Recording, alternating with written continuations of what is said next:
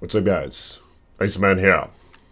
Welcome to the Diablo 4 Research Institution. Appreciate you guys for coming by. Like this damn video if you will. Subscribe to the page. And swat that bell so you're notified next time I post a video. And blessings to my patrons. Links in the description below. So there's been some new announcements, some changes that are coming up in just 2 days, I'm pretty sure, for Diablo 4 across all platforms, all of which are good changes, I think. So let's take a look at it real quick. And I have made a barbarian now.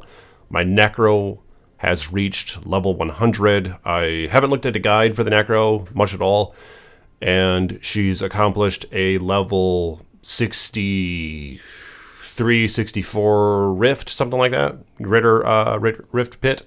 So it's been a good time, but I kind of wanted to try something different because I did find this armor right here, razor plate, with 2 greater affixes. So I found it with a necromancer. I was like, what's the best thorns build? Apparently it's a barbarian. After I popped it on, I'm not all that impressed, but I have a lot of reworking, I think, with the skills. But let's check out the changes, the patch notes for Diablo 4. And I'm not going to go through them all because a lot of them are just little tiny bugs and all that. But nonetheless, I'm pretty excited for Diablo 4 because I'm very pleased with this season. I've been playing this game nonstop. I've been no-lifing this freaking game. I've been sitting on my ass. I'm surprised none of my wives have scolded me yet for it. You know, they're just kind of hanging out, doing their things, and no one's really said anything. No one said, Iceman, get off the fucking video game. You know, no one's scolded me for it. I'm just shocked. So I don't know, but I've been very pleased with it. The masterworking of items, the tempering of items. Gold's valuable. Don't devalue gold. Don't make it super, super abundant. You know, Diablo 2 is it's not a commodity. It doesn't count for anything. Probably the same for Diablo 3 as well. But it's nice how, wow, I'm out of gold. I need to go and do other shit for once and go find gold now. I need to go and farm it elsewhere and stop just doing the same thing that I've been doing for the last hour and a half. You know, now I have to go farm gold. How do I farm gold? I don't know. There's not a great way to do it. I guess I'll have to do bounties or I'll have to do hell tides. You know, I like the idea that gold is valuable. And yeah, they reduced the cost of a couple things here, but it's still kind of expensive, so it's not that bad in my opinion. But just a few things. Game updates. The enchanting window now explicitly informs you that you can't re-roll into a greater affix. Yeah, that's good. You don't want to re-roll that damn greater affix. A question that I have is after you masterwork an item and masterwork an item and masterwork an item, and then if you re-roll an aspect on it, does that have the masterworked benefits applied to it, even if it's a completely different stat, which it would be, like if you re-roll your life into thorns or something? Is that thorns going to be masterworked as well? Or is that just going to be a shitty non-masterworked thorn, so it's going to be low? You know what I mean? Can anyone answer me that question? This is all, there's so much new stuff that you can't really find answers to this stuff online. So I'm wondering if anyone has an answer to that. Because, yeah, I don't know. Do you have to make sure no matter what you re-roll your aspect or re-roll an aspect on gear before masterworking or not? I don't know. Let me know in the comments if you guys have any idea.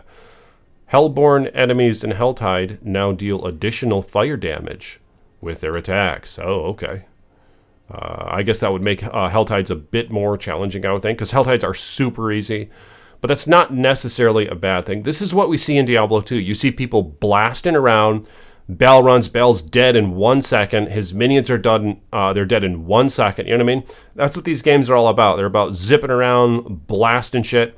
The problem is you can't really make the chase in a game like this that's just all about number crunching. You can't really make it challenging, you know what I mean? Because it's not inherently a challenging game. There's no like skill mechanics so much. We can dodge here and there, but it's not like Dark Souls where you're dive, dog, ditch, dumping and dodging and all that shit. You know, no, this is just a number crunch game. So basically, you have to have sort of a cap to the challenging content, so then other builds can thrive. If you make it where the chase is the challenge, so-called, the fake challenge in this game, which is just a number crunch, it's going to funnel all the damn builds up into one build, just like what Diablo 3 did. You know what I mean? So if the end game chase is at the tip of that challenge, it's the most challenging shit in a game like this that's just all about number crunching, then everyone's going to have the same fucking build. and it's going to suck, and then we're all going to quit, and we're going to want another Diablo game. Like, if you want that, you should go play Diablo 3. Now they do have the greater rifts in here, of course, so you can challenge your character, but as long as they keep it how it is, where you don't have to keep going up to get the better and better gear, as long as they don't do that, then other builds are going to be able to thrive. So hopefully it stays this way to an extent. But if you want the other way, go play Diablo 3. There's a reason that game exists. It's a different game. And so this is Diablo 2 that doesn't have that, but there's a reason why people have been playing Diablo 2 for 20-some years. It's because there is a cap to the challenge in a sense. And that allows for other builds to thrive and experimentation, and stuff like that. So it's just constant experimenting with builds and stuff like that. Because once you get to that peak, you can start messing around as long as the end game shit isn't at the top. You know what I mean? It's going to funnel you up that freaking rift in a sense, and to force everyone to the same damn build. No pun intended. But yeah, that's interesting how the Hell Tides are going to be. That's fine, I mean, they're easy as fuck, whatever. Masterworking materials can now be directly transmuted instead of requiring the opening of a materials cache to receive them. Once Masterworking is unlocked by one character, it is now always accessible on all characters across realms. Yeah, that's good. The gold cost of Masterworking has been reduced. So here's some reductions. Rank 5 from 450,000 gold to 400,000 gold. Rank 8, 1 million gold to 800,000 gold. So not crazy reductions. 12 is a pretty crazy reduction. From 10 million gold to 2,500,000. But I mean, whatever, that's fine. The armor cap is now displayed in the tooltip when hovering over in character stats. So that's a good thing. Yeah, I didn't know about the armor cap until someone informed me. I got my character to like 80 or 90 or something. All of a sudden they said, hey, you have way too much armor. I'm like, what? They're like, yeah, it's useless to have more than 9,300 armor. I was like, are you kidding me? I was like, how the hell was I supposed to know that?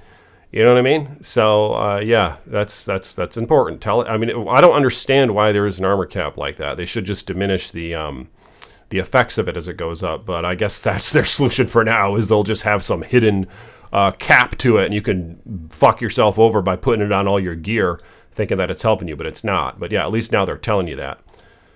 The surge damage from sorcerers' enhanced charge bolts has now been increased from 30 to 45. Okay, I haven't messed with the sorcerers yet. I kind of intend to. The drop rates for scattered prisms have been increased from multiple sources. Yeah, scattered prisms are something that you collect from the world bosses. They socket your item. Just like I always do in Diablo games, I am constantly saving. I hoard things up like a little squirrel. I just don't like spending my nuts. I just hoard them all up. So I only use the socket thing if I have to. You know what I mean? Like, you should see how many socket things I have on this character. It's crazy. It's a lot more than what probably most people have. But apparently those are going to be more abundant, so we're going to be able to socket more, and I don't see any problem with that because, yeah, I don't really like avoiding just putting a damn socket in the item. Socket isn't a huge deal. So I shouldn't feel, pressured to not put a socket in my frickin' weapon until it's like a godly weapon. It's just a damn socket, you know what I mean? So add sockets. So let's see how many of these things I have. I think I have quite a bit. Do I have anything that doesn't have a socket? Right here. So I have 32 of those, all right? Those prisms, and you get those from the world bosses, I believe.